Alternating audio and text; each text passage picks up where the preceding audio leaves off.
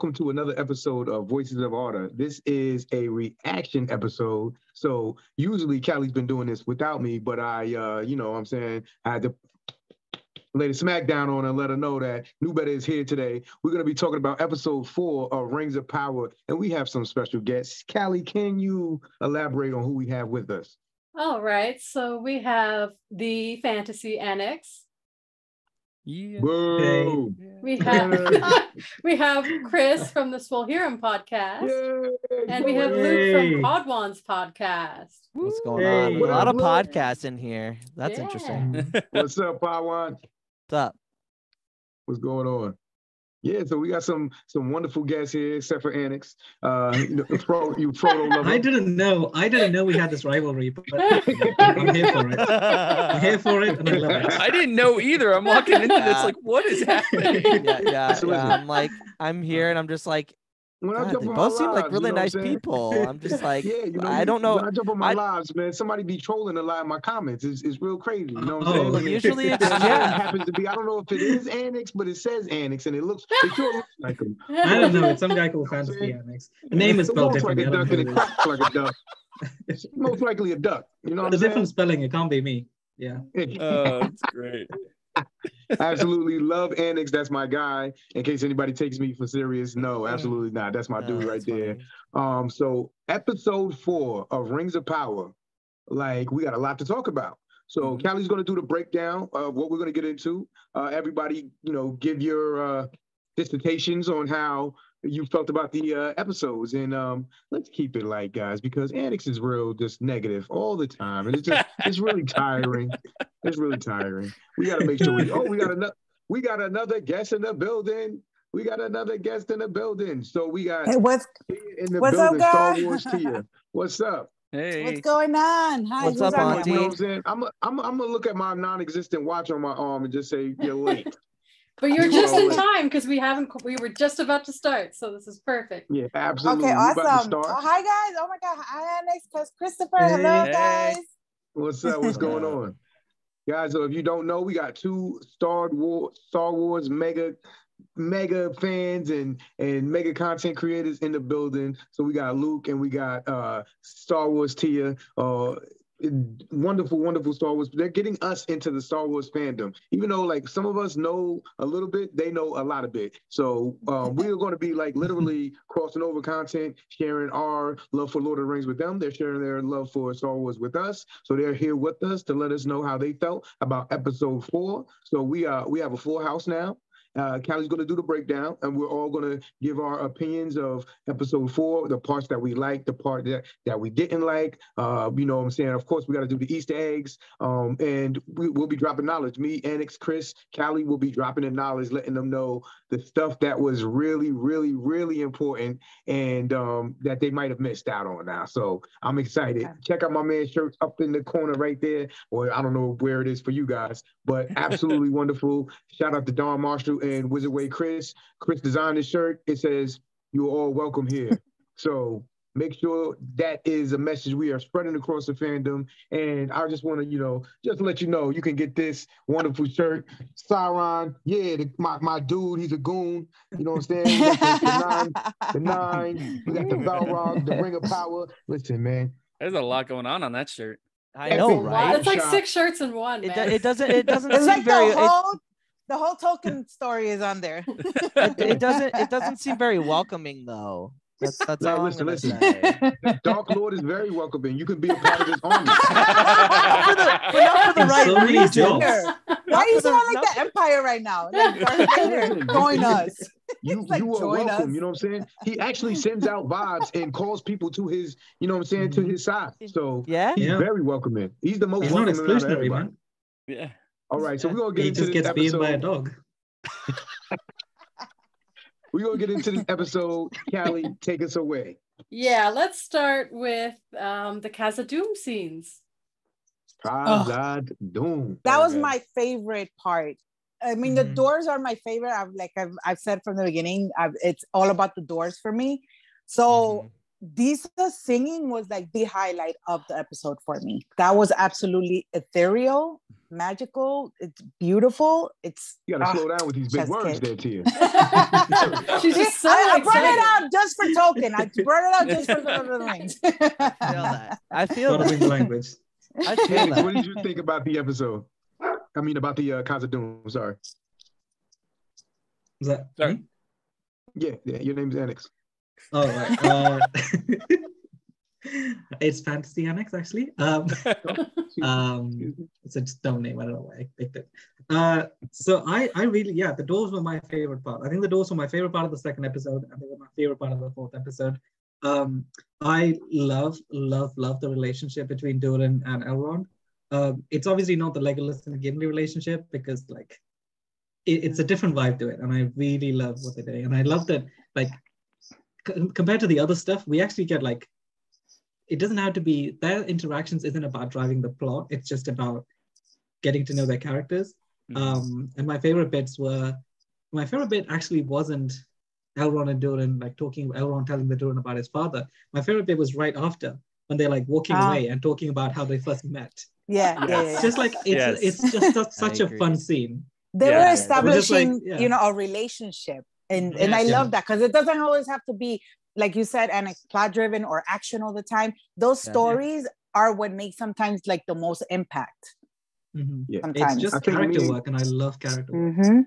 Yeah, I think me and Chris will explain the importance of their relationship, because a lot of people were questioning their relationship and why they're going so hard with their relationship. So me and Chris will probably elaborate on that right after, because we might have some insight onto that. So Luke, what was your favorite part about that scene? I mean, Khazad-dûm is just so great. You know what I mean? Like, it's just like, it's so stunning to see like the dwarves at their like highest point, at their peak. And it's just so nice to see Disa and Durin. That relationship is like goals. Like, you got, it's almost like Corlys Valerian and Rhaenys Targaryen's relationship. Like, they got each other's back. Yeah. So I love that aspect. Like, it's so interesting. And like, I felt like every single time I see the dwarves, I'm immediately invested. You know, like there's no buy-in to that. You know what I mean? For me, it's really, really, really nice to see that they are doing such a great job with the dwarves. Absolutely. Chris, what do you think? And I mean, like, that's the thing, is like, if we're talking about like all around like Khazad-dûm and all of the scenes that were there in this episode, like there was so much greatness from, Elrond and Disa, and Elrond very much being like, I know you're not telling me everything, and him even showing like, I'm not unaware. Right. Like, I know my friend. I know I've been gone for a while, but like, I know my friend, and I know like where he should be, what he should be doing, and all of that. But I also love that they showed, because this is kind of the first time that we get this in this show, that dwarven doors can be invisible. Right. So I really like that too. Like, it was That great. was cool. He goes and he's like, and it's a fun little callback too, of him like listening to the kids as they play, and him like realizing like, oh, I know how to get into this door, right? Like, I know how to do this, and like that whole thing. I just thought, I mean, it's like you said, like they are obviously trying to push like the story of Mithril and what this is and what it's going to be and what it becomes and everything else, right? But you're right, Annex, it really is this idea of like, yes, that's there, and that's like a little piece of it, but this is more than that. We need to we're showing this relationship that these people have. And like, my favorite part of it, I mean, I love everything about it, but Durin's like volatility of emotion, I love.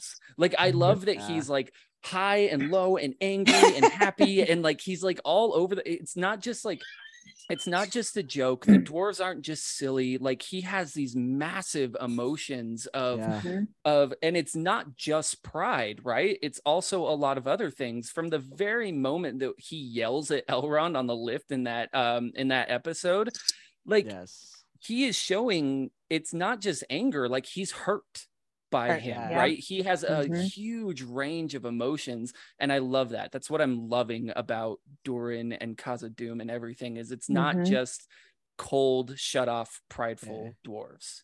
Yeah. And to Chris's point, like you see that right away. Well, not even right away, but when he walks back in after like Deeza's done all of her singing and Durin like is so frustrated with his dad. And he's like, I will never praise the old gods again. And he screams. And then you get to see the like Elrond like obviously step in and be like, hey, like I would do anything to see my father again. Like, don't waste your time with him. You might be upset with him now, but like you never know how long you have with your family, and family should always come first. And like that hit, like it's so funny because the life lessons are all coming from the dwarves. It's so it's true. So interesting because it's like in the second episode you have a friend that hasn't been around, and then you have the friend that is very upset with that other friend for not being there. Like we've all gone through that. We all have friends that are kind of like, hey, you should have been there for me, and then us finally realizing like, yeah, you're probably right, I'm sorry, like I will try better. And then you have the other friend being like, hey, I've been there. Like, I wish I could be with my family now, but I can't. So don't waste those moments. Yeah. You know I also mean? like So how and Durin actually took that advice and, you know, he listened. Like there was no, you know, there no need to show like bravado and like the whole toxic masculinity thing. Nah, that's the thing, right? right? You know, they like, have taken so much of that out of this part of cinema, because even his dad, when his dad approaches him, he's like, there's nothing to forgive. I'm like, dude, like you just like come on, like dad and son just like actually showing emotion and an embrace, you know, without having to be like, oh my god, that's like, whoa, that dudes don't do that type of attitude, you know. And I still want to say that, keeping very much with the actual lore, they are still on track with the dwarves being the dwarves. When Durin and Durin speak, he says, I feel like something else is going on. The dwarves are not trusting of other races, whether you're friends or whatever. And this is right straight from the mouth of like they are very self-interested. They're not trusting. Even when they have friends, there's always something going on where they never tell their real names. They all these things. So you know he's giving a little, but he's still apprehensive as to Elrond's motivations. And Elrond's motivations aren't 100% pure. And that's they're the not thing, 100% right? pure, as good as Elrond is. Yeah, and he even puts that out there of like, I believe that Elrond is here to like come and visit me. I do believe those types of things, right? But I don't necessarily trust Gil-galad. And I don't trust the reasons why he was here, and all of those types of things. So no, it's true. And I love it, right? Because you can have both of those things. You can miss your friend, you can have all of these things, but you can also still kind of internally be like, but why are you really here? Right? Well, hold on a second. Can I say that it was refreshing to see Elven sight for the first time? Yes. These are things that I like. See, this is the pet peeve I have with people who just say, oh, the show's bad. It's not Tolkien. This is actually more things we get to see in the Rings of Power than we've ever seen in any adaptation of Tolkien. Elven sight, like real Elven sight, not just somebody saying, oh, what do your elf eyes see? And we don't really see what they see. Like, we don't really know. Like, but they made a point actually to see how it works. Then, they're praising the actual gods. They're speaking Aule's name. They're, things that actually resonate without it just being a part of the main trilogy, things that are lore-based, which are actually deep-rooted in the history of the entire Legendarium. We are seeing those things. We are seeing things that are never even brought up in the Lord of the Rings. So it's actually more Tolkien-esque to me. You know what I'm saying? So, and I agree with that, because with that, if somebody were coming into this show, never seeing any of the movies, never reading any of the books or anything like that, just coming into this show will give more cause to dive deeper into the lore than any of the movies. Like, you can watch the Lord of the Rings movies all the way through, no problem, and never have any desire to be like, oh, is there more? Because they don't mention the gods. They don't like those things don't get so like nothing outside of this small story that they're telling, which is a great story. Like, right. And that's the thing is like, I'm not ripping on Peter Jackson's version. I'm not like, it's a great story. They're great movies. But it doesn't force you to dive deeper. It doesn't even make you want to, because you don't really know that there is anything deeper. Anything else. Like the story that Elrond told about his father. That's something. It's like, hold up, what happened? Yeah, like wait, what? Elrond's dad is on a spaceship. I know, like, how the hell did he end up like that? What do you mean your dad is carrying a star? What are you talking about? This means that my thing that we talked about on our episode of Star Wars and Lord of the Rings being the same universe, that's canon. So that's yeah, it's canon. Yeah, it's Star Wars. I mean, Middle Earth is Earth. And Star Wars is a galaxy far, far away. Callie, we want to get your opinion as well. We definitely want to get Callie's opinion on what she thought of the interaction with the dwarves and the elves in Khazad-dûm. So. Yeah, no, I loved everything that happened in Khazad-dûm. I think with all those scenes, the only thing that I was kind of questioning was Elrond's discussion with Celebrimbor. About the whole like prophecy and stuff. I mean it's kind of cool, but I think it's thrown a lot of lore people off. But I don't know. What was the prophecy thing? I'm not. Yeah, is that brand new? So Celebrimbor just mentions that Eärendil, because he says to Elrond that he reminds him of Eärendil, right? And that he's like, hey, come to think of it, Eärendil once said that his son would be like my future or whatever. That part. Okay. I think they're just showing this idea of farsight and prophecy. I don't know. That's what I think with it. And without spoiling anything, that Elrond sort of does. Elrond's actions do affect Celebrimbor's. Elrond's actions affect, especially. So we got to keep in mind, they're pandering to people who do know the Third Age, because that's what everybody would know. So if you read The Lord of the Rings, Elrond's actions affect everyone, because everyone has to go to Elrond. The entire fellowship is because of Elrond.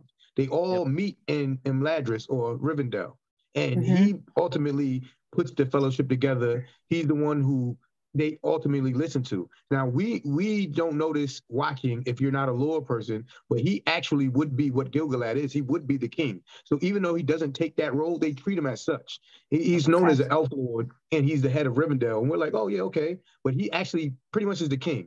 That's why they listen to him. Galadriel is very much a queen. That's why they listen to her. So this is why he gets such reverence. He's directly from both royal lines. He's a lore master. He was taught by not only Maglor, but he was also taught by Círdan, who is the oldest living elf. So Elrond has a leg up on so many things. His father is the one who saved the world and possesses the Silmaril, and his grandfather is Tuor. His great-great-grandfather is literally Turgon. Elrond is different.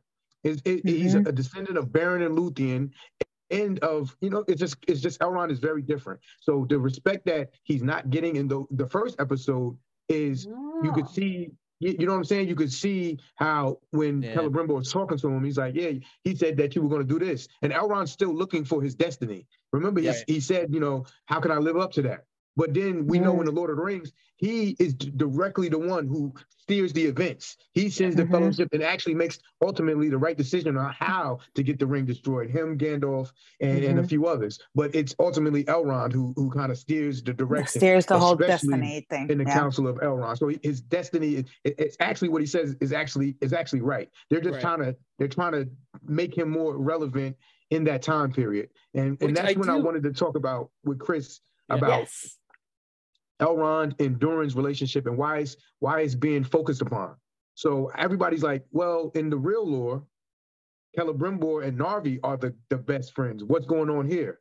We're not getting to Celebrimbor and Narvi right now. So they're establishing Elrond and Durin because Elrond leads Gil-galad's army when Arabian ultimately falls. So literally they can't help. They're getting pushed back, and the dwarves actually come out of Khazad-dûm, which they weren't going to get a part. They didn't want anything to do with this war and help. So the fact that they do that and how selfish and self-interested the dwarves are, they're trying to say, well, why would they do something like that? Even though they were close friends with Aragon. Aragon's destroyed. Celebrimbor is dead by this point. Sorry, spoilers. But literally, you know what I'm saying? So that's what I was trying to avoid saying. Okay, probably season 3. Yeah. Hey, but we don't know how he's died. So not yet. I don't know. Yeah. I mean, if you've seen Lord of the Rings, you know that Aragon doesn't exist anymore. Right. Yeah, that's all we know. And no, like spoilers, Numenor doesn't exist anymore. So, yeah. I do love that KnewBetta though. Most people friendship connects them closer, connects the two kingdoms closer. It's not connected by just one relationship. It's connected by multiple relationships and a strong relationship. Remember, like I said, he's the banner bearer of Gil-galad. He's the herald of Gil-galad. Yeah. Elrond is very important. He's also the heir to Gil-galad. So Linden and then Khazad-dûm. Why would Linden come help Khazad-dûm? It's just well, you know what I'm saying? That's the thing. Like, I really want and I don't do it this much because for the most part, like people who really actually do know the lore and do have like criticisms of the show and stuff, I don't like to go up like I don't push anything, right? Because usually they're pretty considerate about it. But like this, my whole thing is like be patient. Because like I heard the same thing. People are like, well, like Celebrimbor and I'm like, yeah, but be patient. Like we're 4 episodes in, guys. Like understand that this is a long story. Yeah, like this is a long story that they're telling. Like be patient for some of these stories. Celebrimbor is going to get his time. Yeah, like that's the thing. He has to. There's no other. Yeah. The story is named The Rings of Power. He is actually the creator of most of the Rings of Power. Right. So he's going to get his because time. like one of the like I criticisms that I've seen of like, oh, it's called The Rings of Power and we still haven't seen the first ring or they still haven't been brought up or calm down. We're just get there. All of these events are over thousands of years, correct? Right. In the lore. The first thing that the people need to understand is this first, which I've already surmised, this first season is about Sauron getting Mordor, which he needs to establish a place where he can have a stronghold or he can't do anything. Remember, Ord-Druin is where the One Ring is made, and that's the most important thing throughout this whole thing. His whole plan is contingent upon him making the ring strong enough. He's not going to be able to use Celebrimbor's forge to make the One Ring, because then his jig would be up immediately before it even got started. He needs a separate place where he can breed an army, where that's fortified. There's only 2 viable entrances in the Mordor, where the Black Gate is and where Cirith Ungol is, or actually the Morgul Pass, where the Morgul Vale, where yeah, you know what I'm talking about. Minas Morgul is, Yes, Minas Morgul, that valley. So there's only 2 viable entrances there. It's a very fortified land. So he chose wisely. This is what we're seeing. This is what we're seeing. Nirn and all of that is in Mordor. We're seeing the separation of the people. In this episode, we might as well start talking about this now. In this episode, we see when Bronwyn is talking about, well, all the villages from here to Ord-Druin, and it's mentioned. Go ahead. Before we get to that, there's one more thing I wanted to say about the dwarves before we move on to the Southlands. First of all, when you just said about the Mordor thing and about Mount Doom, it just hit me that we're going to see the One Ring being crafted. Yeah. And based on the visuals of the show so far, that's going to be incredible. Also, so you're getting me excited. Yeah, we're going to see the One Ring being made. But so am I the only one who felt that between episodes 2 and 4, with the dwarf stuff, there were missing scenes. There were things that it skipped. I feel like it skipped a lot. There was definitely a time skip. It was very jarring. Like when we see the tower and then it's half. So I'm kind of very, very confused on the timelines because they're not running on the same scale. The timelines are not running parallel for sure. But as much as I don't know that I would necessarily call it like non-linear storytelling, but they're definitely not necessarily.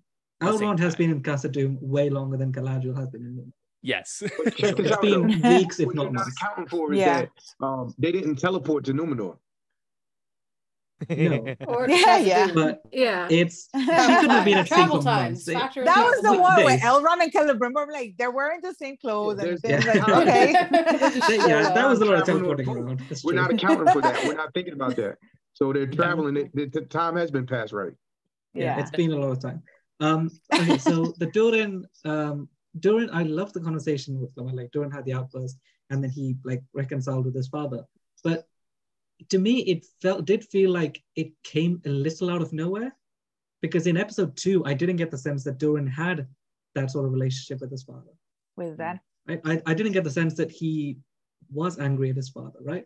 And that's why I felt like something happened in the months in between when he's been mining for this mithril that made him feel that way towards his father. And so when he got very angry, it sort of surprised me of, oh, wait, you're angry at your father about something that's been happening over the last few months. But I really wish that we had seen some sort of build up to that. I love the way it was resolved, but I wish we had seen the way it happened. And that's why I feel like we're missing scenes. That makes sense. We're missing what happened in between. I kind of wish we had seen that. I guess that's the only thing that they're going a little bit fast, because of we only have 8 episodes and we have like thousands of years to expand and stuff. So they're skipping on things that they think that we, it'll be said once in the next scene or something, like we did with Durin saying, "Oh, I was mad at my father," but we don't know how that happened. Like you said. So they're just I hate that we're halfway through this season, by the way. Same. I hate that we're already halfway through. It's ridiculous. It's fine. They're filming season 2 already. What's the next topic you want to talk about, Callie? So our next location is Numenor. Oof. What did we think of this episode's scenes? All right. Now, these are actually my favorite scenes. Like I know me and Annex differ in this opinion, but my favorite scenes of this episode were in Numenor, especially the scenes with Pharazôn. That slimy motherfucker. It shows him taking. You finally see his motivations. You see his ambition. You see the seeds being planted of where our Pharazôn is going to come from. We see that. We finally get to see the Kingsmen finally, like the rhetoric that they're spewing. We get to see Muriel's growth. We see her why she's been fighting with herself. What's on her mind? You know what I'm saying? So being that Galadriel's in Numenor, we see growth from her finally. I know everybody's like, oh, stoic, mad Galadriel. She's so upset, but she thinks she's surrounded by enemies. She already, the people sent her away. Nobody believes her about Sauron. You know what I'm saying? She doesn't feel she can trust anybody. She's under the impression that the Numenorians are all the Kingsmen. She found Elendil, and then she doesn't treat Elendil bad anymore. She speaks to him differently than she speaks to everybody else. She's under the impression that Muriel is one of the Kingsmen because the way Muriel's treating her. Muriel is under the impression like, I have to play this political game. My father is one of the faithful. I see what's going on with the crowd of people, so I got to play this very close to the chest. And she had to make up her mind. And them speaking to each other, we see growth in Galadriel. Galadriel, for the first time, apologizes. And she also says, I know what it's like to go through that. And she's like, okay, I don't have to be so defensive. But if we think about it, yes, she really did. Because the Kingsmen are assholes. So when we see later down the line, I think everybody's going to understand why Galadriel was acting the way she was acting in Numenor. Remember, she's looking at Muriel like, yo, you're kind of a traitor. Your dad, she says, your dad was one of the faithful. What are you doing, bro? Like, you know what I'm saying? Your dad was one of the faithful. Look what you're doing. She doesn't know that the weight until she puts her hand on the planter and she's like, oh shit, you're seeing this, you're dealing with this. God knows how you're functioning. God knows what you're going through, how you're dealing with this. So we see growth and understanding between the both of them. You know what I'm saying? Yeah. And then we see Halbrand, who's freaking Sauron. He's freaking Sauron. How is he not at this not point? Sauron. I don't want Halbrand to be He's Sauron, bro. Look how Sauron doesn't exist in the show yet. I want him to Sauron, be man. the Witch Halbrand King. cannot be Sauron. I want him to I be will the say All that. right, I want to hear what Annex has to say about the Numenor. He has feelings. So I do agree that Pharazôn is fantastic. Pharazôn is the best part of Numenor right now. Especially in this episode, because we see like his sort of scheming political machinations, but also like his ambitions and the way he plays the crowd. You see, because we know the story of Pharazôn, but like the audience immediately feels that, oh, this guy is too clever. This guy is playing too many games. And so I really like what they're doing with Pharazôn. And I think I did appreciate Miriel and Galadriel more in this episode than I did in episode 3. Because I think towards the start of the episode, Galadriel was starting to feel very repetitive, and they were like not giving her enough to do in Numenor. It's just like she's angry at the Numenorians and she has an outburst, and then she gets imprisoned, and then she in episode 3 and then episode 4 she does the same thing again. So I felt like it was getting repetitive, and then I don't like that it was after the conversation with Halbrand, but she does sort of get better towards the end of the episode, and like she changes, and I like that, and I like that we got a kind of step in the right direction from Galadriel. That stuff is fine. What I really, really dislike about Numenor is that stupid as elf lover, the elf who live forever will take our jobs, and that kind of stuff is, I think, way too simple, and I hate it so much. That speech and that scene took me out of the show so much. Yes. You know what's that's what I've been hearing mostly. You know what's sad? You know what's sad, Annex? Everybody in my Discord server think I look like that guy, so that's what I have to look forward to. No, so I actually agree. So like that's the thing is like Chris says in my like that was my only real criticism of like the show so far, because I've heard a lot of people talk about like, oh, it's got clunky dialogue and stuff like that, and I have not seen that until that moment. And that moment, it felt like a stage play. It was very clunky. It was like and then like it's funny because he both did it in the show and for the show. Pharazôn steps in and saves the day. Because as soon as Pharazôn starts talking, that's why I just allowed Pharazôn starts talking, and I liked it. My problem with that, he did. Yeah, but my problem with that scene, I don't know if it felt like a stage play. The reason I didn't like the sentiment that was being peddled to the audience, and I understand that scene was most likely set up by Pharazôn, because that guy and Pharazôn seem to be friends. And I get the feeling, and I don't know if you guys agree, I get the feeling that Pharazôn sort of told him to like rile up the crowd. Get them riled up. Pharazôn comes in and like takes control. So that's 100% planned. But the sentiment that was getting the crowd riled up of the elves are going to take our jobs, and the elves who never sleep and never age, and I'm like, that's the most surface level reason for the Numenorians to be mad at the elves, right? Right. Like, I don't want the Numenorian elf conflict to be about the Numenorians just being xenophobic, right? Because I worry that what will happen then is when the storyline continues and like Numenor has antagonized the elves, keeps on antagonizing the elves, when, spoilers, Numenor doesn't exist anymore. When we see the fall of Numenor, the audience will see it as, oh, the xenophobic sort of terrible people got punished, which isn't the reaction. I want the reaction to be, when Numenor falls, I want the audience to see it as a tragedy. Rather than the xenophobic people got punished. Right? I worry that this whole elf lover thing is, I feel like it's too simplistic. I see what I do see what you're talking about, especially when you're talking about like the reason. I do know what you're gonna say, Willie. I know that's what like I know that's what Tolkien wrote right now, because they are terrible at the end. The Numenorians are terrible at the end. They start killing each other. They start killing. They bring over people and kill them, and they're, you know what I'm saying? Like, they very much like what I see with the Annex point. What I see with the Annex point though is that it's not because they're afraid their elves are going to take their jobs. It's not because of this or that. It's because, you know what I mean? But like that's what they're putting out there. They're not presenting, and hopefully they will once they get to this whole idea of like the temple. They're not presenting this idea of men believing and regretting the choice of Elros. Right. And this regretting the choice of Elros, and them saying like, no, we are supposed to be like the elves. We are supposed to live forever. And this is the way that we can do that. Right. And I think it's going to grow to that. I think it doesn't start there. I think it doesn't start there. You start with the little stuff. That's like, one of the main sentiments. Is that one of the main sentiments that they should also be immortal? That's one of the main reasons that they like, in conflict with the elves.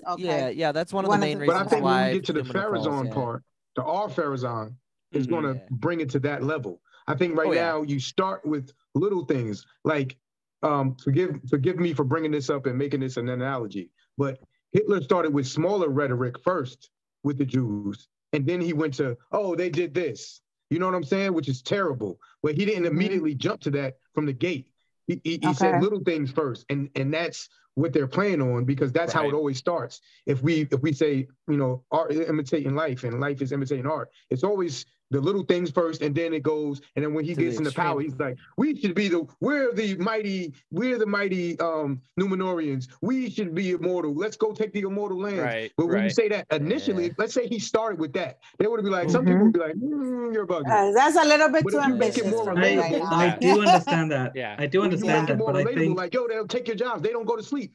They're like, yo, that's actually true. But if immediately it was like, yo, let's go attack, you know, I feel like the hard part about that, and I feel like I don't want to talk for you, Annex, but I do see that, like, the rhetoric is so close to kind of like childish rhetoric that we hear every day anyway, that it just hit weird. You know what I mean? That's why it makes you uncomfortable. And I'm not saying it was a great scene. It was clunky. Like you said, I agree. But it's making you uncomfortable because it's supposed to. Yeah. And that's the little things, like you would be on the side of, I don't agree with that. But imagine the people that are on the side of, oh shit, I understand. Like, you know what I'm saying? Fuck. Like, yo, I know what that's how it's supposed to invoke those emotions. You know what I'm saying? See, and we know those type of people. So we're mad at them in real life. We're mad at the Numenorians in real life.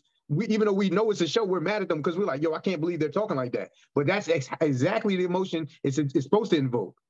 But I think that's the disconnect for me, is that I don't want to be mad at the Numenorians. I want the show to make me think the Numenorians have a point, right? Because if the show just portrays the Numenorians as, if it starts with the Numenorians as they're xenophobic, they don't want the elves, they think the elves are going to take their jobs, and they obviously make this very real world rhetoric apply to the Numenorians, I immediately go, yeah, the Numenorians are wrong. And also the Numenorian crowd believing that elves want to take their jobs, it just makes them feel silly. But which is so funny. I actually think they set that up pretty well, though, because they did right at the beginning. They were like, no, in order to have a job, you have to have a guild crest.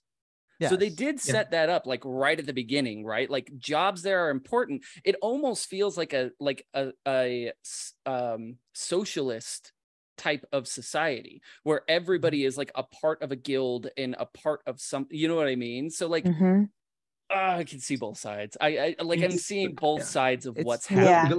But I also understand Annex with the whole thing of because usually and there's other stories where we start off with, okay, we can relate to them because why are they giving this thing and how come we don't have it, and we did the same things they did and stuff like that, and then maybe they could have done it in reverse. It would have started off like that. We would have been very related to them, and then they start regressing. Like, wait, we don't feel like that now. Why are you saying that now? You know, I also even the idea.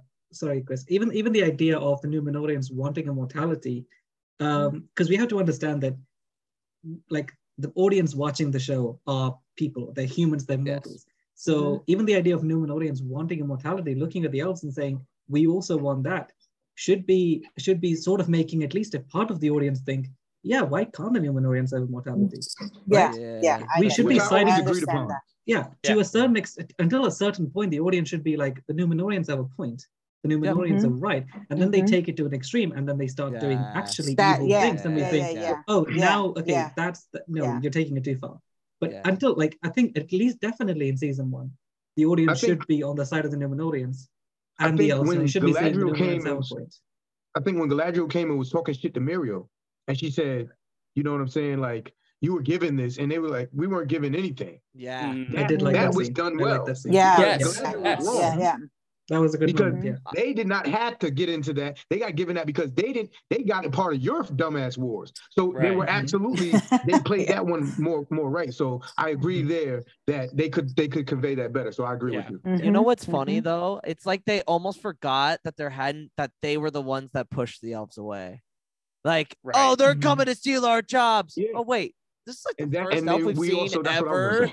Here, like it was so funny how they like. It just felt a little silly to me that the Numenorian crowd would be so riled up by the idea that like elves would want to take their jobs, and like I don't know, it seemed too surface level as a reasoning for hating the elves. But to move past that really quick, can I just mention really fast, because other people need to talk, my very favorite part of Numenor, was the swan shield behind Muriel when they were upstairs. Yep. There was Yes. Narsil. That room was amazing. The second I saw that Dragon swan helm. shield, I was like, yes. Chris, Like, that was me when I saw Yeah. Narsil. I was like, oh, I know what that sword is. I don't know if you guys what saw, that but is. Wayne Yip, I believe the director is. Yes. He was on Nerd of the Rings, his Yes. channel, I Yes, said yes. I saw that the tweet. tapestry. Yeah, the tapestry is Baron stealing the silver from Mordor. Bro, yeah. that's the awesome. scene that's And the depicted in sword is tapestry. Nard. What's it Well, called? sword is so Narsil. That this it is this- Narsil. well, so Narsil, this yeah. is where Yeah. I'm wondering, because there's already been an interview by the actual showrunners, not the directors, saying that the sword that Muriel gave Elendil is Narsil. So I'm wondering if the director, I don't remember what his name was, is saying basically like, this is the Narsil that we want, this is the Narsil that we know, but this isn't the Narsil of this universe. What if it's a bait and switch? Yeah, I think the directors are lying. I think the directors are Oh, trying to, because I don't. Oh, dudes. Yeah. that don't think- wow. because like Elendil just gets given the sword by a random person. I think the directors know. I mean, the it's from showrunners know how Muriel. important- But it's just a random dude that hands it to It him. is- It's it just is- like go take care of Galadriel. Here's Yeah, the sword. like I'm it's with just like you. I'm whatever with you, sword. Xana. It feels and too any- simple to be the anything- Narsil given to exactly. Elendil scene. Exactly. Better wants to Anything say something. and yeah, anything Do that we was think that Muriel is going to have Aaron Ruth? No, sorry, what? Do we think that Muriel is going to have Aaron Ruth? I do not know what that is. Maybe. Single sword. So Yeah. So I think right. that's what that sword is. it might be Aaron Ruth Yes. because it's in Palantir's room. Right. So he's supposed to have Aaron Ruth. Right. So we see that sword, we see the axe of Tur, and we see the shield of Tur. Right. And so like it just, I mean, it makes sense that that's what that sword is and not Narsil. And I think when the director was talking about it, he was saying like, yes, this is the, what's the artist's name? Name it. Ted Naismith. Yeah, like this is Narsil the way that he drew it, but not our Rings of Power in universe Narsil. interesting. I think I'd be That's disappointed. tricky. I want a bigger scene of Narsil. So That's fair. Go into it fair. more. So Luke and Tia, Aaron Ruth is the king of the Sindar elves. Elu Thingol. It's his sword. Okay. It's hugely important. So all the stuff that we see from in there, like Tuor's axe and Tuor's shield and stuff like that, the Sindar actually are the ones that brought those things over from the havens. You know, with like, so Elrond and they lived in these havens where the remnants of these places of Gondolin and this Doriath, and they ended up through them. So that's how they ended up going to Numenor. So That's it's very important. Do you think That's we like also a saw the huge dragon deal. helm? Okay. So the kings of in the shadow. Yeah. Yes. I think we saw the dragon helm. That ended as up in well. Nargothrond, and so this is the thing with the dragon helm. So Chris, you could correct me if I'm wrong. The last place it ends up is in Nargothrond, if I'm not mistaken, right? Right. So, That's How the did last. they Húrin get it? So that's Húrin the last place person that to we have know it? of it, yeah. right? You said Húrin Is it does Húrin the Húrin last get it? person to have the dragon Húrin helm? gets he gets the Nauglamir, that's it. The only treasure he takes out of Nargothrond is the Nauglamir. Yeah. So I'm thinking maybe a couple of elves survived from Nargothrond and fled to Doriath, and they took that. They couldn't take the whole horde. But why would they take the dragon helm and not the Nauglamir is beyond me. Well, and I think it's funny too, because like we've seen so many calls already in this show. In 4 episodes, we've seen so many calls to the dragon helm that it's like, okay, which one is the dragon helm? Like, come on, because we've seen a bunch of different. The dwarven one is just the depiction of the dragon helm. Right. I think it is. I think they're just gonna say that because they don't really have to explain it. It's just like an Easter egg in the background. So it can just be that someone picked it up from Naglfar. Another dwarven invention. The dragon helm and Narsil, both made by the dwarves. Let's be clear. Yes. Let's be clear. Mm-hmm. Yep. Okay. I wanted to know, because I feel like Tia, I don't know that you know quite as much of the background of Numenor. How did you feel about the opening scene of the episode? Oh my gosh. I mean, I know the general gist of, you know, what was going to happen, but just seeing it felt so, oh my, like it was terrifying to have to see it right in your face, and the way it came at her with the baby. Like that was just like so, oh my God, kind of morbid to me, and very real, made it very, very real. So it was crazy. Yeah, definitely. I remember in the reaction, I was like, whoa, we ain't starting with this. Like, we're not gonna see this early. No fucking way. I mean, that's exactly what my partner did, because she knows the story well enough because I talk about it all the time, right? But she's like, wait, they're sinking already? Like, no, what is going on here? I was like, what everybody was like, wait, what's going on? I'm like, what? Now? Like that, they that didn't was fuck quick. up that much yet. They didn't fuck up that much yet. The hell? Like, wait, but hold on. Yeah, that was that. I definitely thought that was for real. I was like, and they're really killing a baby like this in front of and I go, this has got to be a dream sequence. It's got to be a dream sequence. And then we clicked to Mario, and I was like, yes, thank God. Thank God. Check it out, though. I think the most important part of that scene was that it was happening to Muriel, because when you read the KaliCosplay, she can almost make it, like, because only one part of Numenor does not go underwater. So there's a mountain called the Minotaur, like, and she couldn't make it to the top. But imagine she would have just been on like a little thing, like on some Noah's Ark shit, like just a little piece of land sticking out, but she would have survived. She would have died, obviously, or maybe, who knows, or whatever. But afterwards, from maybe starvation or something. But she would have survived the initial cataclysm. So just the fact that happened to her is just like, oh my goodness, man. I just feel for her so much. She wasn't part of the armament. It was all Pharazôn. Yeah. So it's just fucking like, Pharazôn. That fucking. And I like, so much. but I like that they did that too, especially with if the first thing that happened was the petals from the tree, right? The leaves from the tree, and then the water coming. So it made the ending when she sees the petals that much more impactful, because we know why she's feeling the way. We could feel her fear and her. You could see it in her eyes. My God. Yes, like her expression. The performance, incredible. Well, and that was the most beautiful thing of the whole thing, right? Is this idea that Muriel is like you were saying, KnewBetta, she is being political here, but she still has her personal beliefs, right? And in her mind, she believes that the gods are telling her that Galadriel should not be there because she's going to bring about, the death of Numenor. And then the petals fall as and she automatically realizes, nope, I got it wrong. Yep. Right. And like, that's just really, really cool. And it's so crazy because we're looking at it and we're like, oh, she did the right thing.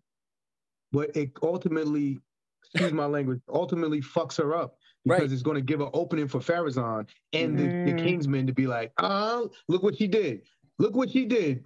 She's betraying the people. Like, he's going along with it, but whispers and things in the shadows. Yeah, we know. The political game he's playing. My theory is that Pharazôn won't go. Yeah, no, absolutely. Pharazôn isn't going will with not them fucking Numenor. go. No, you know why? Pharazôn is staying in Numenor while they go to Middle Earth. Because and Pharazôn is going to use that opportunity to consolidate his power. Absolutely. That's what he's a snake. He's a That's snake. why Pharazôn wants to get rid of Miriel Miriel and everyone who supports Miriel. He's like, this is why he's supporting her so easily. Yeah. So he's like, let's find out everyone who's loyal to Miriel. Let's get everyone who's loyal to Miriel and send them off to Middle Earth. I can take over this island.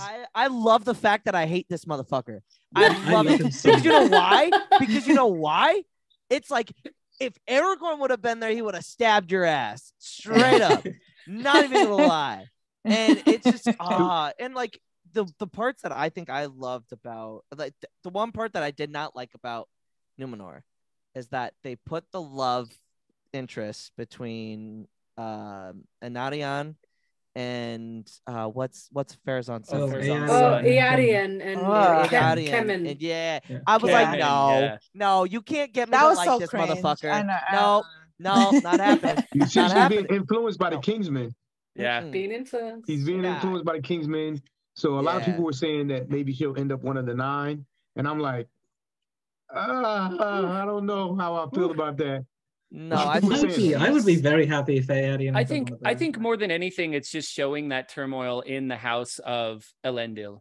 Yes. Right. Yeah. Like it's going to show that turmoil in that house, in the house of this house that inevitably gets to Middle Earth and becomes the ruling line. Right. But so, which a lot of people would ask also, they are also directly descended from Elros.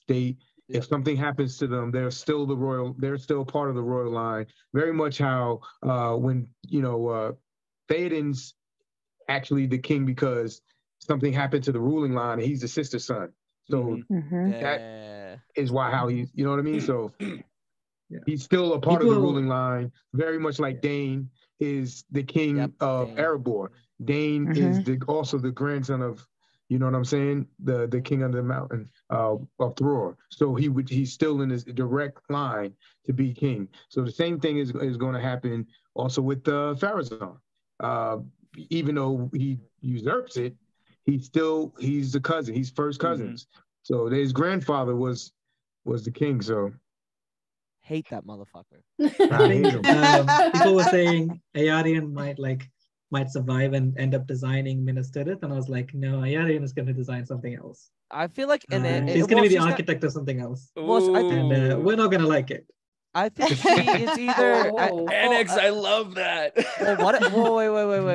Wait. Are you suggesting that she might help in a certain thing that ends up getting build a certain thing that does some terrible things? Oh, that's sinister shit right there. Maybe, yeah. She's listening to those speeches far too much. And I don't like it. Yeah, no, neither do I. How much credence would it lead to Isildur's speech at the slopes of Orodruin when he's talking to Elrond? So everybody thinks that Isildur was like no and walks away from Elrond in the actual mountain. He says something very important. That makes me so mad. When he actually says he doesn't want to destroy the ring. Isildur has lost incredible amount. So he lost his entire nation. Numenor fell. He lost his father. He lost his brother. You know what I'm saying? He almost lost his life multiple times. Like everything is and this is why he keeps the ring. He's like, I'm going to keep this as a weregild for my brother and my father. So them adding a sister and maybe she goes to the dark side, that also would lead credence to him saying, I'm not all this shit I lost. My sister that went evil. I'm keeping this ring. She died. They don't payback. Talk about that.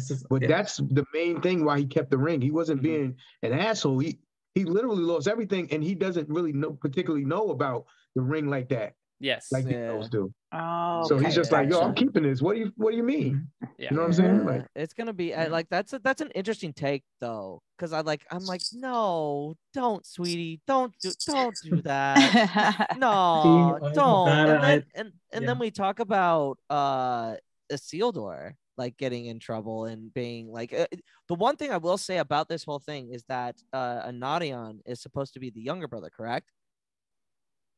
I don't remember actually which one. I believe so. I think so. Okay, so in this show, it feels like he is now. I feel like they're putting him as the older brother. In the show, he's the older brder. But okay, that's what I was saying. He is younger. I believe he's the younger brother. Okay, all right. Yeah, so they're younger. Yeah, that whole thing. Did they specify that he's the older brother? Well, it's giving off a lot of vibes, though. I'm sitting up here telling lies. I got the feeling that like he's the younger rebellious brother. I would say the reason why he seems older is because Isildur says that Anarion pushed off his sea voyage. Oh, yes. So he already done that part, right? Yeah. But then like Isildur could have just joined up later because we know that Isildur messed around for a while. That's and only true. Joined because he had to. So that's so we don't know for sure that, like they've never said like your older brother. But the vibes though, you can just tell because he's like, oh, I want to be. I was like, oh yeah, older and his friends go west like your brother. Yeah, his friends his friends do say don't be like your brother who is an old like an old maid or whatever, right? right? Yeah. Yeah. Okay. So I'm like, Maybe, I'm yeah, like, yeah. it's Okay. so weird to like know what I know about at least that part of this story. Is like, wait, hold on. And it's not That's important, not right. honestly. No. And Arion could but- have been cut from the show and you would lose nothing. But yeah. Like the age Watch your- difference watch your or mouth, man. who's first or who's last honestly isn't really important on that. I mean, So it's Willie, does it have to be a Because named we know character what who gets a happens. rock thrown at him? Because we Right. know what happens. It does not matter if an Arion's older or younger because we I know. still want to what see him on ultimately happens. screen. Either I way, want to see you that get a rock boulder thrown take at him your out. head All and you're right. dead. It's God. fine. Damn, Luke. It could have been anyone who gets a rock thrown at his head. Okay? It doesn't have to be an Arion. All right. So, do we have any more notes on Numenor for this episode before we move on to the Southlands? It's pretty. Elendil is still cool. I like it. Yeah. Elendil's Yeah, still the man. yeah. Elendil's still the man. Elendil's Elendil. great. Elendil. Elendil. Elendil. I'm telling you. Yes. I'm telling you Halbrand that snitching on cosplay's coming in. Galadriel. Come on. Yeah. Come on. I know you guys Oh, are doubting him, but Halbrand's advice to Galadriel and how he said it. It's Because- too obvious. It's But too that's obvious. it, It cannot really be. obvious. It can't be obvious. Sauron. Obvious to who? I don't It's want too him to be obvious to who? Sauron at this point. It's too Agreed. obvious for who? Well, not to everybody because For everybody's us. It's talking too obvious about for it. us. But I don't Yeah. want him to be Sauron. I want him to be the Average Witch person, King. They don't know. I know. They Yes, don't know I how know. the average person doesn't know when Sauron, when Halbrand looked at the forge, what that meant. The average person doesn't know that Sauron has a silver tongue. They've only seen Sauron that doesn't do anything. You know what I'm saying? The average We person don't know has anything no about it. But they're clout. He can playing say to shit like us. that. They're playing Average person- to us. Yeah. They're so not, Chris. It's too Like, obvious. you know what I'm saying? I So agree. When we look at it, what is he? The things he's saying. Then look what he does to Pharazôn. He immediately he's like, hey, you can get it this way. Builds trust with Pharazôn. Yeah. He doesn't overextend his hand. I do Builds think trust with that. Pharazôn, and he can leave. He's done reconnaissance. It just makes perfect sense for him to be Sauron. He's done reconnaissance. He's like, yo, I gotta watch out for these motherfuckers. Like, I gotta watch out for them. You know what I'm saying? Like, yo, I gotta So watch out for do them. you- They're crazy. Let me put a little bug in the king's ear. Let me get Galadriel. So, because he wants to go back and he has a plan. So he's gonna get Galadriel rich. He's got to go. Remember, he's trying to corrupt the elves. He's not trying to destroy the elves. Everybody's like, oh well, why would he let her live? He's trying to corrupt the elves. He Mhm. wants the most powerful. This is why he set about getting the Noldor. He just like Morgoth. The Morgoth did How not do you want explain then the Sylvan that- elves. He wanted the Noldor because they're the more powerful elves. So he wants to corrupt the elves, who are even more powerful than the Númenóreans. But the Númenóreans just have a stronger army, but the elves themselves are more powerful. They come close to match the KaliCosplay, but they don't. You know what I'm saying? How do you explain then that Galadriel doesn't see through it? That's true. Galadriel doesn't recognize him at all. like her But seeing when he through comes as Anatar, what? Galadriel does. But that's a human as opposed to somebody saying, hey, we were sent by the Valar, which is a lot less believable. Seeing a random guy being like, okay, this human guy on this boat, you're not thinking about it. But when you've already been in a hole, you've been banned from Numenor, Morgoth tricked everybody. I mean, banned from Valinor, Morgoth tricked y'all and did all this shit. So you're looking like, he sent you from where? They're not even getting involved in this. What? That doesn't sound right. It's a lot more easier to say, I don't know. I'm not going to trust that. I don't know. I didn't hear from the Valar. I don't know. This just seems funny. Then a random human guy. She just, it's a blind spot. Like, she's not even thinking about that. She's thinking as less about humans as we watch and do. We're like, the humans ain't shit. Sauron doesn't think the humans are shit. Only reason he even uses the humans is because his plan with the elves don't work. Halbrand, fair- hashtag not my Sauron. No. He has Good job, Chris. Love I it. think KnewBetta has a point though that most people have Don't be turning Annex. Annex and I were the only ones believing that Halbrand wasn't it. There's two sides to this. Perfect There's two sense. sides I to mean, this. it might be. Look, I'm wholeheartedly saying I absolutely 1,000% could be 1,000% wrong. I will be completely fine with that. But Yeah. it I think makes you're right, sense. and I don't. want you to be Narratively, it right. makes sense. Yeah. Yes. I think Narratively, it makes I think I'm still on the most- Witch King. Most like normal people I've spoken to have no consideration that Halbrand is Sauron. They're either Adar is Sauron or the stranger is Sauron. Like Right. most people aren't considering Halbrand is Sauron, which is On why I this think side for of most the casuals, audiences, yes. yeah, Oh. for most audiences they'll be like, wait, Halbrand is, and then it will be a twist. I just think that lost king of the Southlands who gets corrupted by Sauron is a more interesting storyline. Yes. Which But king? Sauron killed him. I want the Which reverse king? Aragorn So storyline. they're worshiping Tragedy. him. Sauron goes to the south and the east and corrupts them. He kills the king. They're worshiping him the whole time. Boom. Also, everybody keeps saying Halbrand is the Witch King. The Witch King is a great sorcerer. Halbrand is just a regular dude. He's not no sorcerer, none of that. You know what I'm saying? Like, yet. he's You not. make him a sorcerer. I Not don't know. yet. Yeah, not yet. Not yet. To be a sorcerer. So Sauron this could- is why Theo has a chance to be like, to learn things. You see the influence coming from the old man about Sauron. He has a chance for these things to happen to him. No, I will not accept a 14-year-old Witch King. No. 14, Refuse. He's not going to be 14 If they when do he like a turns into the Witch 30-year King. time jump, I refuse a 22-year-old Witch King. No. Like he's already performing blood magic, so Yeah, you know.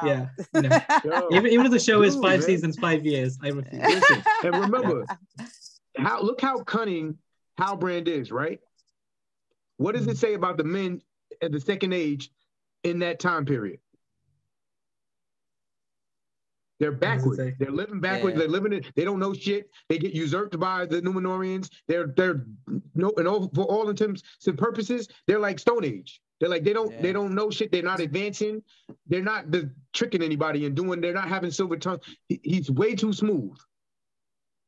Don't tell me See this what you're one saying. guy I because see he's the what you're king saying. is that skill. Like Yeah. get out of here. He's No way, too bro. capable. He's too He's capable. way too capable. I'm not gonna believe But I it. don't I'm like not gonna it. believe I don't The like South are it. gullible, and Exactly. they I'm with fall Chris. for the men in the South and the East are gullible. They worship Sauron as a god. He surrounded his abode with fire, and they were easily led astray. This is how the Numenorians, this is how the Black Numenorians took advantage of them. The deforestation. I they understand all of usurped their this. power. I just I'm don't going to think disagree with Halbrand's you. Sauron. Sheer stubbornness. I'm going to disagree with you. Yeah, It's the like, that's all it it's the is. hashtag, baby. Hashtag Hashtag not my Sauron. Hashtag not my Sauron. All right, man. We're going to say, look, you could laugh in my face if it becomes not. You know what I'm saying? Most likely not. On a Most likely triple laugh not. in your No, face. If no. it's- See, I'm gonna this be is like, the thing. I'm calling you. If we get introduced to an Anatar and it's not Halbrand at all, the thing is I will 100% then have you on my podcast. I'll come on your podcast, and I will say, no. I will say everything you said is absolutely right in the frame of storytelling, but I'm still glad he's not Sauron. Yes. We'll see. We'll see. We're gonna I get think there. I think Sauron is already in with Celebrimbor. I heard that That's what I rumor was and I like thinking, it. too. Celebrimbor is acting weird. I agree. He is acting a little sketchy. Yeah, he's acting a He bit. is acting very sketch. Yeah. Yeah, Sussy Very sketch, Baka, yeah. as some of us I don't would like to it. say. I don't like it. Mhm. So let's move on to the Southlands, Callie. Yes. Yeah, Let's move on to the Southlands. let's do that. The first note that I have here is weird, sad, stabby moment. So Yeah. I'm sure somebody's got a more coherent So thought to put my together. Grunt respectfully, like, come on. my Yours. absolute favorite part of the show so far, we're 4 episodes in, and my favorite part of the show so far is Adar, and I'll give my belief on this, but Adar's reference to the orcs and the orcs' reverence to him, right? These are not abused dogs, they're not kicked Mhm. dogs, they're not like, they have a reverence towards this leader that they have, and he Yeah. has that to them, right? And this is why it leads me to believe, and the conversation that he has with Arondir leads me to believe that I don't think he's any named elf. Like, I know that there are a Mhm. lot of like rumors around, and that's perfectly fine. You can do what you want with it, right? I don't think he's any Mhm. named elf. I think he is a captured Noldor who was corrupted, was, mind wiped, not wiped, but like manipulated into a bunch of Manipulated. things. But Mhm. he, with the way that he speaks to Arondir and what he says to Arondir when he says like, you've been told lies and stuff, he knows the origins of elks or orcs. He knows exactly who the orcs used to be. He has a reverence to the orcs because he understands that these were once elves, and like he holds that, and like it's just they did that so well that when Arondir kills the orc, I didn't want him to die. When he cuts the head off of that orc that's going after Theo, I was upset because I was interested in that orc at that time. I've never been interested in an orc in any of this, but that one I was, because you realize that they're not just fodder. They're not mindless just dogs. Whatever. They're not, right. They're like, that's not who they are in this. They have purpose, they have leadership, and they have some sort of love, reverence, whatever you want to call it, in their own sphere. And like, I just thought they did it so well. I thought it was great. Yeah. Was it also the reason that most hateful act that Morgoth ever did was creating the orcs to Iluvatar, because turning the elves, like Iluvatar, the first children of Iluvatar are the elves, and he loves them more than anything. And that's the most hateful act of Morgoth, is the turning them into the orcs. That's why I subscribe to the elf to orc origin story. So that makes perfect sense. And that's how you know Adar is not Sauron. Sauron does not care. He uses them as tools. They are a means to an end, and that is it. He doesn't care if 10,000, as long as whatever he needs to do is done, he cares for them not. He does not. They are tools. And that's exactly, he bends them to his will, and that's it. They actually hate Sauron. The way that the way that the orcs talk about Adar in this versus the way the orcs talk about Sauron in the Lord of the Rings books, because we get those conversations of orcs in the books, right? Of the one orc being like, let's just bounce. Like, I don't want to do this anymore. Like, this is stupid. Like, we get that conversation, and it's very, very different. I don't know if you'll remember this, but when we were, before the show came out, we were on the podcast with Corey, right? Me, you, and Don, I believe. And we had a discussion then when we were talking about how it seems like, because we didn't have anything to see yet, it seems like they were giving the orcs some sort of culture. They were like, the orcs have traditions and the orcs have a society. And I was saying then that what we're going to see with the orcs in the show is the orcs also have a tragic situation, because they have Adar who respects them to an extent, and like, you know, Mercy kills that orc and like mourns for the orc's death, and then they will be taken, and then Adar, I think, will be like a season 1 villain or something, and then Adar will be gone and Sauron will come in and take over the orcs, and we will see it as a tragedy that Sauron treats them so terribly. So it's not necessarily that we'll feel sorry for the orcs, because we shouldn't feel sorry for the orcs by the end, because they need to they are who they are. We will see it as a tragedy that Adar is lost and Sauron takes over. And I think Sauron is allowing this. With the orcs. Yes. I just want to make a quick connection, you know, since I'm a Star Wars, Star Wars. That's what they did with the Tusken Raiders in the Boba Fett show. Yes. Because in the movies, the Tusken were just savages, mindless dogs, you know, that they killed Anakin's mom, you know. That was all that the Tuskens were.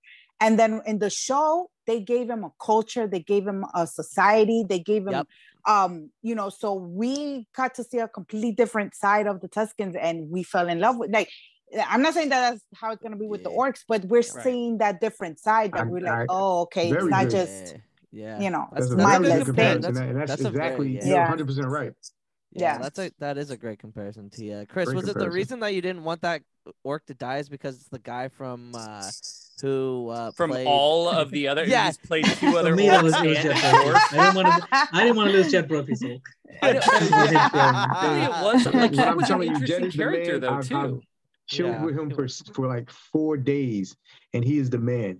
He is awesome. He has the greatest stories, and he is the nicest, kindest, most down-to-earth dude. Like, yo, it's not like being around a celebrity at all, but it absolutely is at the same time, where he like everybody knows him. Everybody's like, yo, Jed, oh my God, da, da, da. Like, it's so crazy. And he's just so humble and kind. He remembers you. It's not like he's like, oh, that guy. Like, he's like, oh, he'll remember anything you talked about 7 days ago. Like, it doesn't matter. Like, he is awesome, man. So it's a pleasure being able to meet him and spend so much time with him. I worked with him all the days I was at Comic-Con, literally spent like hours and hours upon hours with him, got to have great conversation, insight, and stuff like that. So awesome dude. So yeah, he plays that orc that was chasing around Theo. So yeah, which really quick, what do you think of the cinematography wise? Yeah, that was that one shot, right? Yeah, that one shot that they did, beautiful. It was my so God. good. And I know it's kind of a thing that's like in cinematography now, but I didn't realize it until like halfway through. It was like halfway through that shot, I was like, oh, we're going one shot this whole time, and it was one time. It was so yeah. it was Well, really good. Speaking of a one shot, so there's a clip from the next episode of House of Dragon, and somebody had posted it, and they said that it's all one shot. Speaking of one shots, and it looks really, really good. Sorry. Yeah, it's the scene with Rhaenyra and the yes. I'm so excited. I mean, off topic, but I'm so excited to see the different actresses coming for Rhaenyra. Yes, it'll be good. It'll be good. Speaking of cinematography, when the Southlands, this might be conflicting opinions in the group. I didn't like the fight in the forest or the running away in the forest slow-mo. You don't like slow-mo very much, do you? It's not the slow-mo. That slow-mo went on for too long. In my opinion, I think what would have been cooler if we see, because there's basically 2 shots that are fired at Theo, right? And like Arda like pushes him down to dodge one and then catches the other. And I think it would have been cooler if we see him push Theo down first, and so we see the arrow going past, and then in normal speed, Arda catches the other arrow. I think it would have been cooler in normal speed than in slow motion. Because we see does it make more of an impact? Like, it's just how fast he's going. It's basically him. Okay. He does a spin in normal speed and just goes like that. And then just fires it back at normal speed. I think it would have been cooler. I think that slow motion dragged on for too long. Yeah, I mean, I get it. I mean, I understand that viewpoint of it. It was like, to me, how it looks from his point of view, though. Maybe things are like slow because he's moving so fast that things are slowing down. That's interesting. Okay. Like the Flash. I mean, I took it very much too as like, I mean, in the Peter Jackson trilogy, you know, we see slow-mo during the Uruk-hai fight stuff. And like, you know, when Boromir is trying to protect the little ones. You didn't have a problem with that, Andy. No.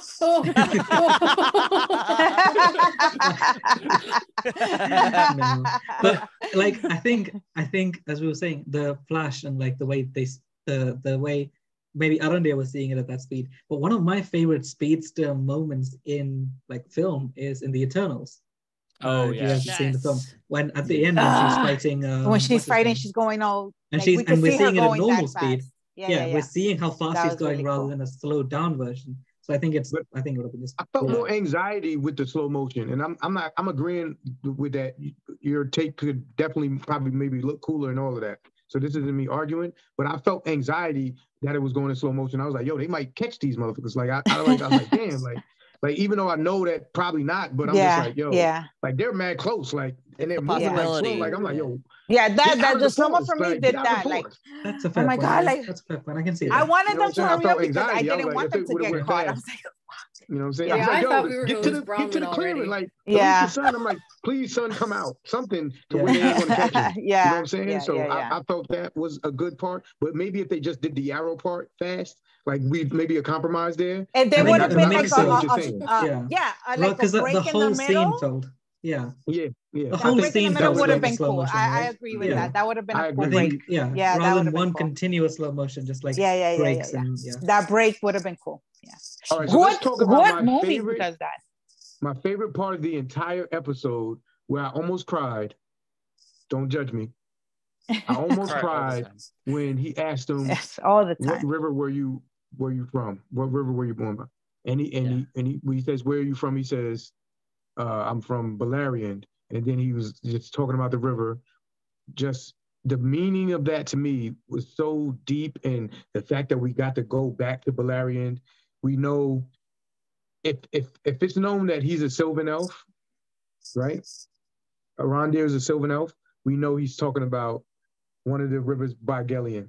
And I just almost like burst into tears. Like, he's one of the green elves from Assyrian, and to see that Adar was at some point by one of those rivers is just like, oh my God, the nostalgia, the history, it's just amazing.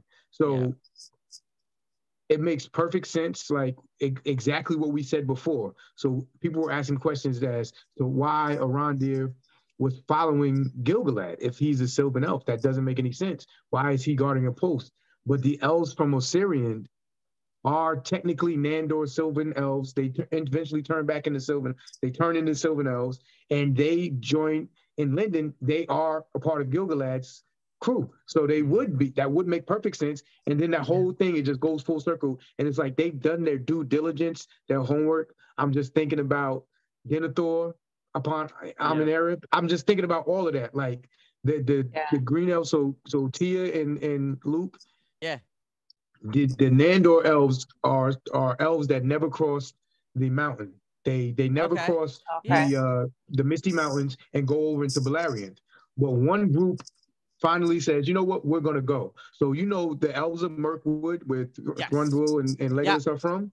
Those are Sylvan elves. The majority of those elves, besides like the rulers, are actually Sylvan elves that never come over and cross. The Lothlorien elves, beside Galadriel and Celeborn, are all Sylvan elves that never cross and go over. They stay in Middle Earth and never go to Beleriand, the part you guys don't really know about, where the main stuff happens. So they're called the Nandor. They stay over. And then one group of the Nandor comes over into Beleriand, and they're welcomed by the Sindar elves because they're actually the same type of elves, but they're just long sundered from years. So they're like the same people rejoining, and they're welcomed as like long forgotten kin. And they have a king named Denethor, and they live in this place called Osirian, the land of the seven rivers. And it's like they're known as the Lyquindi, the green elves, because they like live in the forest, and they you see how he has the tree, it all makes sense. A bark thing, a bark. It's just awesome armor. to see that, and then just to know the history that they never take on a king again because their king dies in the first battle. The first battle of Beleriand, of all the wars, when Melkor first comes back over, like the first battle, their king dies, and they say they'll never take a king again.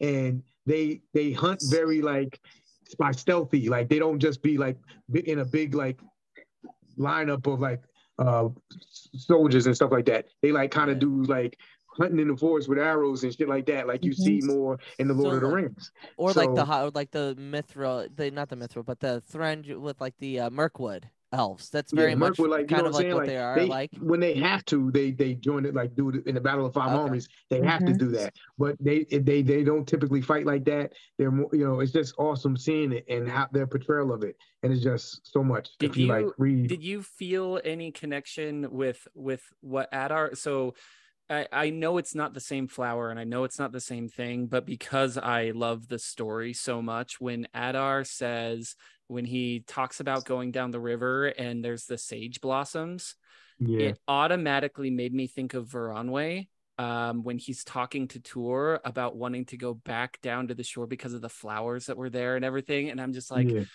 oh, dude, it just hit so hard. Like that part of it I thought was just beautiful. Yeah, it does make me wonder. It does make me wonder why Catherine too. Yes. I was thinking about the Land of Willows. I should read the Unfinished Tales again and Silmarillion. Never read the books. Don't know what they are. But it does make me wonder why they didn't show Beleriand in the map at the beginning. Yeah. They can't. But if they can reference the place, they could surely get special permissions. Yeah, they could get permission. I mean, they showed like the map of Numenor, which isn't in the like appendices.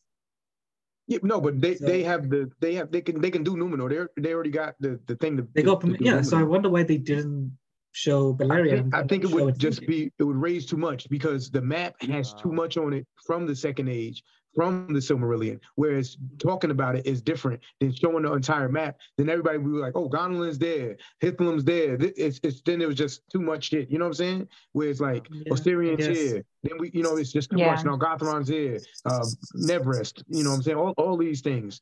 It would be Dorthonian, Angband, Angfalglyph, you know what I'm saying? The Gap of Maglor. All of those things would be like, well, might as well just do the Silmarillion then, if that's the case. But mentioning... do it. I mean, I would have loved to see the sinking of Beleriand. Like, show the map, show the land, and then show it sinking. 10 minutes of prologue. That's part of one of the things of the first movie, our first episode I didn't like. When I saw that, I was like, we're about to see Beleriand. And it was like, psych, fuck out of here. I was like, straight to Middle-earth. But then they referenced Beleriand. So I was like, oh, so it did exist in this version. There was a Beleriand, it just wasn't in the map. Got it. So, yeah. What other parts did you guys like about Theo and I mean, we're not talking about Waldrick enough. The dude who's like, have you heard of him, lad? Bounced the fuck out, bro. Yeah. He's like, oh, that cloud's coming? I'm getting the fuck out of here. No way am I getting caught. I love that. It would have just been dead weight. I was watching a couple reactions of people watching the show, and they were talking about how as soon as the cloud started, they were like, oh shit, like orcs are coming. And I love that the show set it up that clouds mean orcs and sunlight means the orcs means they're not. The show set it up so well. Yeah. That imagery, I think they're doing very well with the imagery in the show with connecting stuff like that. That's really cool. Yeah. Episode 4 also confirmed a hot Sauron does exist because Waldrick says like his beautiful servant. So hot Sauron is confirmed. The fact that they're setting up the influence, which is not stated enough, like the influence in the Southland with Sauron is strong.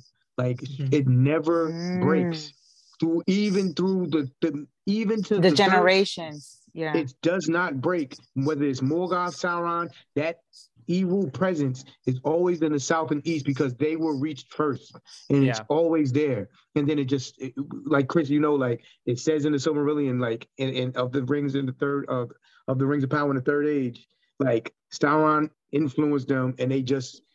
He's literally a god to them, and he technically is. So it leads me to think that when Adar says, and he's clearly looking for that weapon which has Sauron's symbol on it, I'm not a god yet. He's talking about Sauron, and I think Sauron is allowing Adar to do whatever he's doing, and he's like, go ahead, cultivate the land, go ahead. Yeah. When I come back, and he's gonna take opportunity and just I also really love the imagery that they're giving us of if you want to serve or use the weapon of Sauron, you have to give a part of yourself. Yourself. So you have to make a sacrifice. To cause pain. You have to inflict pain on yourself to use this weapon of Sauron, which is, I mean, like. Not even like that's a pretty heavy-handed metaphor. Yeah. But I love it. Like it's great though, right? Like it's this idea of like, you can use this power, stab yourself in the arm with it first, right? And it's like, I mean, your loyalty. That's like the dark side in Star Wars. Every time you use the dark side, it takes a part. That's why Palpatine is so ugly. It just takes from you. Yeah. So I love that or you get burnt into a crisp and you get the ultimate pain. And then you get to wear the ultimate pain for the rest of your fucking life. Anakin. Got it. Yeah. Mechanics, yes. Yeah. I know. The wheels are turning and I absolutely freaking love it. When Bronwyn says, go ahead, Alex. Sorry. No, on the sword thing. I love that idea is actually built into the sword. Like the sword hilt has a mechanism for drawing blood. The construction of the sword automatically implies that you have to bleed. Super cool. To sacrifice. And that everybody realizes exactly how to do it because that guy had the scars the exact same place. You hold this thing and you just stab it into your arm, right? That's, Like it's a cool sword. I want it. You're I want the sword. right. You want I want that weapon. Oh dear. Some sick shit. Yeah. You want the pain that want goes with it, Sting. Annex? You want and the X pain would that And the sacrifice scars. for He the wants the weapon. scars. Just tattoo the pain. scars on your arm and be done with There it. you go. It's a dope sword. It looks really cool. No, it looks I don't really even want the cool. full It's a sword. I really just cool want the idea. hilt. I just want the hilt. Hmm. Yeah. Yeah. I want No, it's really Awesome. cool. When is I just want Even Amazon to looking start broken selling like things. that, it looks cool. Yeah. It looks Yeah. dope. It Make friends with a 3D printer, man. They're There where you it's go. at. Yeah. Hey. Mhm. So when Bronwyn mentions or Druin, like that is also a big thing. Like that's huge. Mhm. Like I was saying They before, that pronounce it is like differently. Rodruin, she says it maybe. quick. She says it She like said real she- quick, like or Yeah, Druin, it's like a weird but spelling. I didn't catch it the first time. I was like, wait, it's definitely she's talking about Mount Doom. So Oh, yeah. Or Druin is Definitely. Mount Doom. So And we've Mount Doom is where seen the it ring in the is forged. background too, right? Yeah, Like we've so- Yes. seen back there. Like, yeah. Yeah, so that is huge. That is the place where the One Ring gets forged. We know Barad-dûr is near the Ordruin. And I love how they're so dropping we're all seeing these a little. setup of the entire Mordor aesthetic coming into play. Places is getting destroyed. Eventually, it's going to turn into the Gorgorth Plateau. I was gonna say too, so I don't know, it was one of the last shots, so it was before we went back to the tower, when Bronwyn and Arondir are talking. It shows the mountain range and the tower from really far away. I like, as soon as I saw that, I was like, man, that looks like Cirith Ungol. Like on the Mordor Yeah. side, I was Yeah, like, I that think it looks is. so much And like Cirith Ungol, which was Nirn is super cool. near Cirith Ungol, right? Yeah, yeah. Mhm. Yeah, Is like Cirith Nirn Ungol- is near the Morgul Valley, and I think that's in the Morgul Valley. Like It was I gotta really look on the cool. map again, but I'm looking at the Second Age map, and I'm looking at what they're doing, and I haven't compared them, but I'm pretty sure the Morgul Vale is there, and Yeah. Cirith Ungol and is right there as well, and that would be amazing. That would Like, be if it was my their mind would go, watchtower, it would that would be explode. so cool. Mhm. That would be That- sick. So That would be I interesting. read a theory, and this is sort of stuff I've read and stuff I've sort of put together, and this might end up being spoilers for season 1, but I have an idea that's to do with Orodruin, and what we're gonna see is, because there was a shot of Galadriel in armor, and it's like surroundings are red and there's full of ash, and we theorized that was actually the Battle of Number Tezo, one that has the Yeah, the but Battle of it's the Seven Flames. Sorry. Númenórean armor now, so we Yeah. know that Yeah. it's the battle. So I yeah. think it's gonna be the Mm. Númenóreans get to Southlands, they fight and they win to an extent. They beat Arda, and then Orodruin for the first time explodes. Erupts. And then that's the what ash and the red we're this is seeing where we is get Gorgoroth. Mount Doom This is where we exploding for the get first the, time. Oh, Mount Doom Fuck, awakening. that would be cool as dang. hell. that would be Yeah. cool. Oh, I like that. And that's when we know like Nothing Sauron has man. returned. Sauron has returned to Mordor. And To the it's- Southlands. So that would be that's- cool. That would be Okay, Or so Druin cool. Awakens. And I think that's what Yeah. Galadriel is looking at, and she's looking at it going, oh shit. Oh shit. shit. Oh, well, here it is. Like There they is think the- they've won. They think Yeah. they've won, and then they look at it and go, oh shit.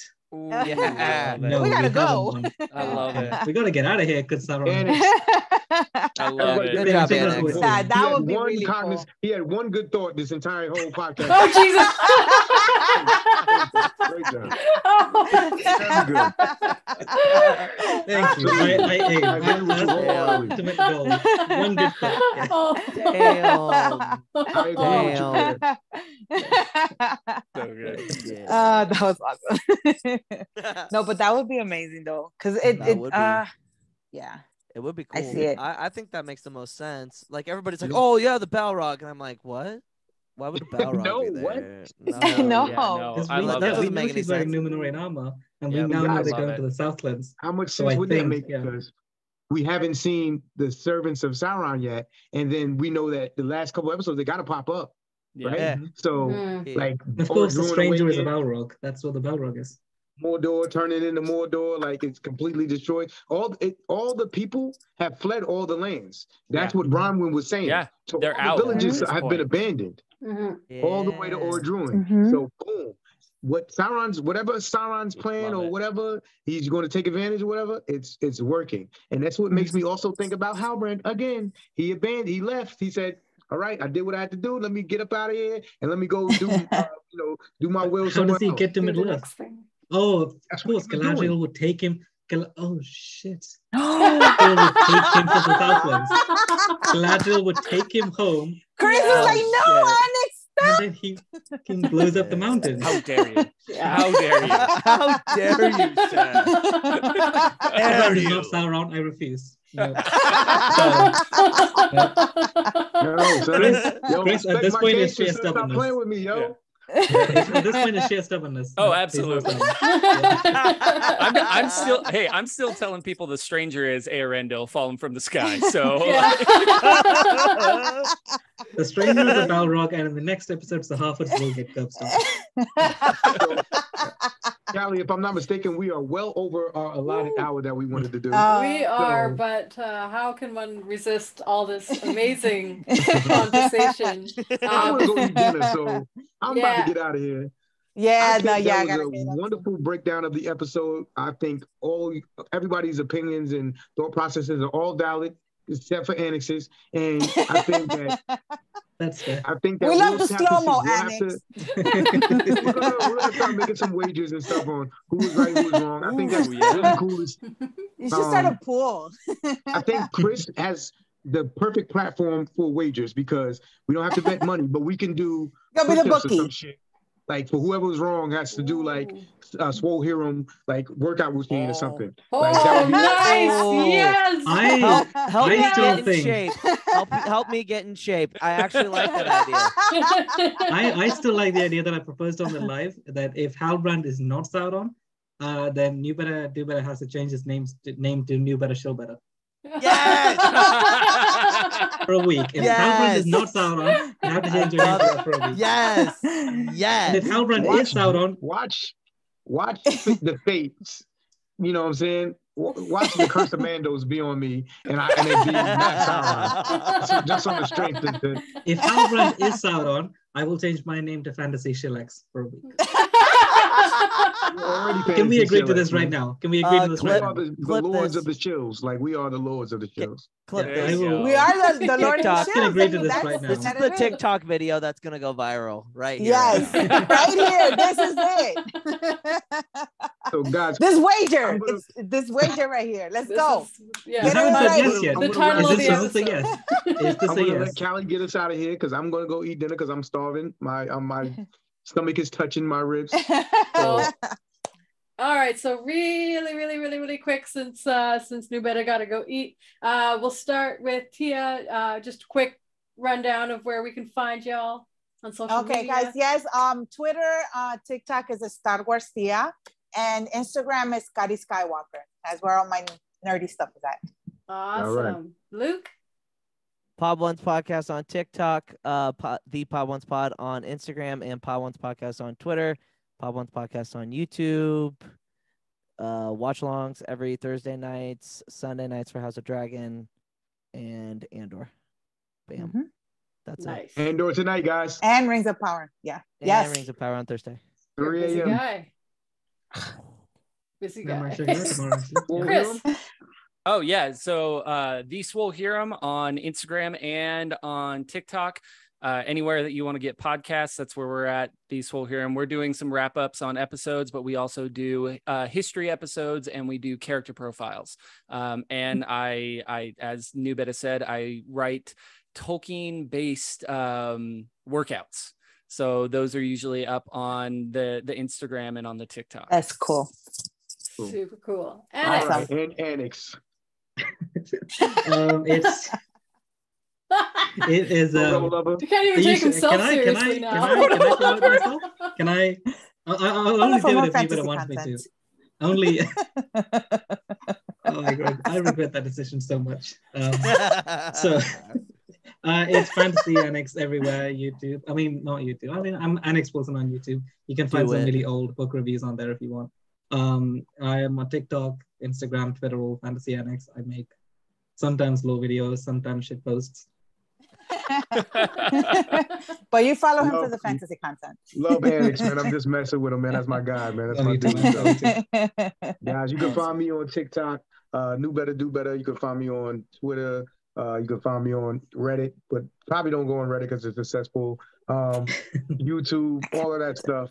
It is, man. Like I love posting up there because like the people like are great that actually like your post, but they don't really comment as much as the haters do. Like you'll see they'll like your Reddit thing, and it'll be way more likes than the hate. But the hate is where they write the comments, and it's like, get out of my face, my guy! Like, go away. I don't know, how is Walkins the no, Walkins thing is not hateful. Yeah, Walkins thing is awesome. I feel like I've seen is pretty good.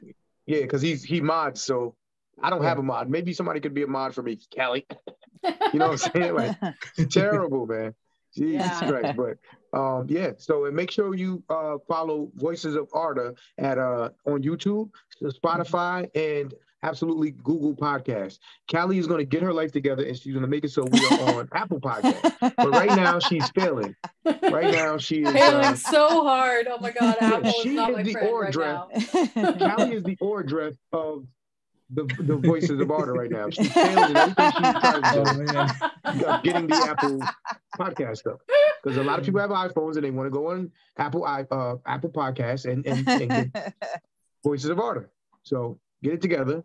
Be more like Finrod and not Orga. Okay. Be like Finrod. Be like Finrod. Got it. Where can we find your stuff, Cal? KaliCosplay. Pretty much only on TikTok, and you know where this podcast is if you're listening to it. And our Discord is Voices of Arda as well, and that is where we all hang out and where you can say if you're interested in being on this kind of podcast, and we love having guests. Yes. Yeah. All right. Guys, we have some cool guests coming up, so please stay tuned, man. But until then, we are out. T5000. Remember that? Thanks, everyone. Bye, guys. Thank you for having me. Take care. Bye. Later.